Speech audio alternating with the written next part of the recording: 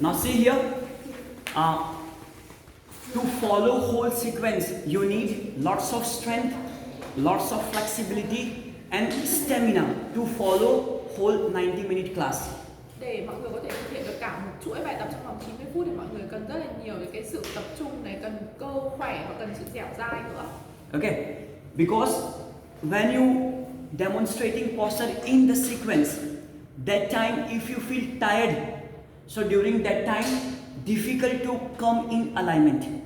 Khi mà mọi người luyện tập cả một chuỗi bài tập dài như vậy, nếu như trong trường hợp mọi người cảm thấy mệt khi mà làm bất kỳ một tư thế nào đó thì mọi người sẽ không thể nào thực hiện cả một chuỗi đấy một cách hoàn chỉnh được. Okay, so if you're tired and you're not focusing on your practice, you're not coming in alignment, so maybe it can create any kind of injury. Và trong cái quá trình luyện tập, nếu như mà mình mệt thì có thể là mình sẽ không thực hiện đúng tư thế, không thực hiện đúng định tuyến của một tư thế nào đó, thì từ đấy có thể là dẫn đến chấn thương. Okay, that's why you have to do all this thing, whatever I just show you, to increase your core strength, arm strength and stamina.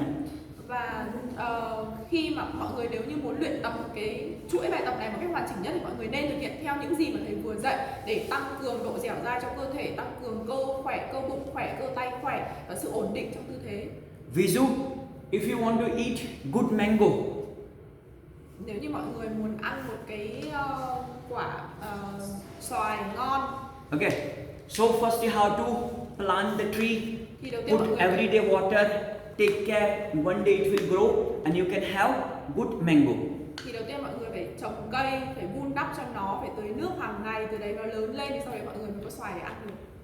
Because if you buy from market, you're not sure that mango is good or not. Nếu như trong trường hợp mọi người mua xoài ở trong siêu thị chẳng hạn thì mọi người cũng không thể chắc chắn được xoài này có phải là xoài tốt, xoài ngon hay không.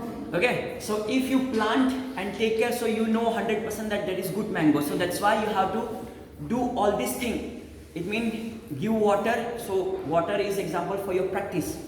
Và nếu như trong trường hợp mà mọi người tự trồng cái cây, mọi người tự tưới nước, tự chăm sóc cho nó hàng ngày thì mọi người chắc chắn 100% cái quả xoài này sẽ là một quả xoài rất ngon, đúng không ạ? Thì cái nước tưới cây này thì cũng giống như cái việc mà mọi người luyện tập, thay vì như cái việc mà mọi người luyện tập hàng ngày ấy ạ. Okay, buying from market direct, that is a direct practice.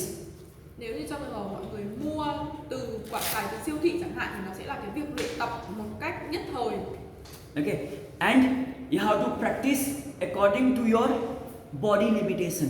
Thì mọi người hãy cố gắng để luyện tập dựa trên cái khả năng mà mình có, dựa trên giới hạn của bản thân mình. Ví dụ, don't fix your body in the posture. Mọi người đừng điều chỉnh cơ thể của mình vào một tư thế nào đó.